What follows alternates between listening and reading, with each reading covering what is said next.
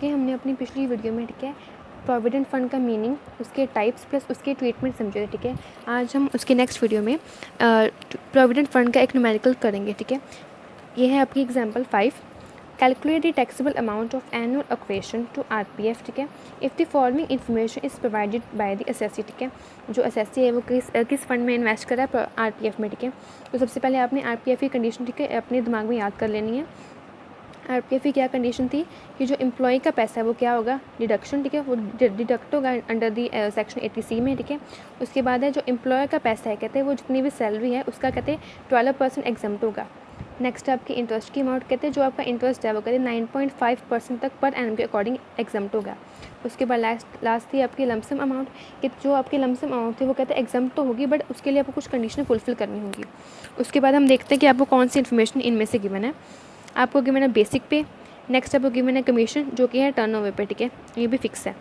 Last में आपको given है एम्प्लॉयर की कंट्रीब्यूशन, ठीक है, एंड उसके बाद गिवन है आपको इंटरेस्ट, क्योंकि इन चारों में से आपको एक गिवन है एम्प्लॉयर का पैसा और एक गिवन है इंटरेस्ट का पैसा, ठीक है। अब देखिए सबसे पहले हम क्या निकालेंगे, सैलरी की अमाउंट। देखिए सैलरी कैसे निकलेगी, आपकी जो भी बेसिक पे है, ठीक है, उसमें हम कमीशन को ऐड करेंगे।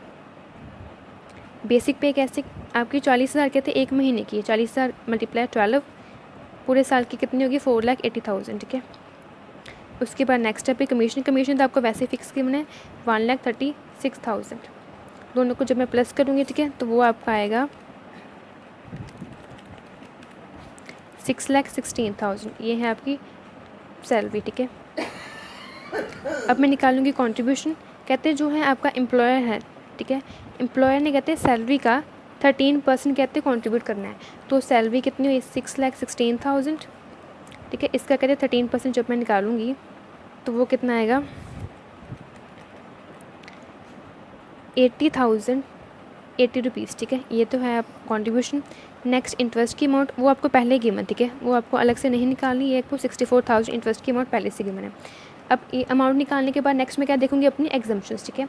जो एम्प्लॉयर का पैसा है, कहते उसने जितनी भी सैलरी है, कहते उस सैलरी के कहते 12% एग्जम्प्ट होगा। तो सैलरी हमारी कितनी थी, 6,16,000, इसका कहते 12% एग्जम्प्ट होगा। तो जब मैं इसका 12% एग्जम्प्ट करूँगी, 6,16,000 मल्टीप्लाई 12%, तो वो आपका आ रहा है 7,3920, ठीक है। इट मीन्स आपकी जो टैक्सेबल अमाउंट है वो यहाँ लिख देती हूँ, वो कितनी आएगी, 6,160। ये है आपकी टैक्सेबल अमाउंट, ठीक है, एम्प्लॉय के केस में।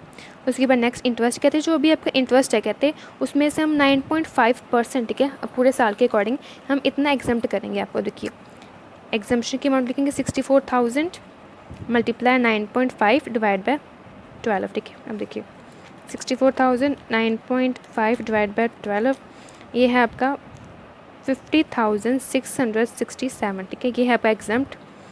तो कहते हैं अगर मैं इसे एग्जम्प्ट कर दूँ 64,000 में से, तो बचा आपका बैलेंस 13,333, ठीक है। ये है आपका टैक्सेबल अमाउंट, ठीक है। तो आपकी टोटल टैक्सेबल अमाउंट कितनी आ गई, जब मैं दोनों को प्लस कर दूँगी तो टैक्सेबल अमाउंट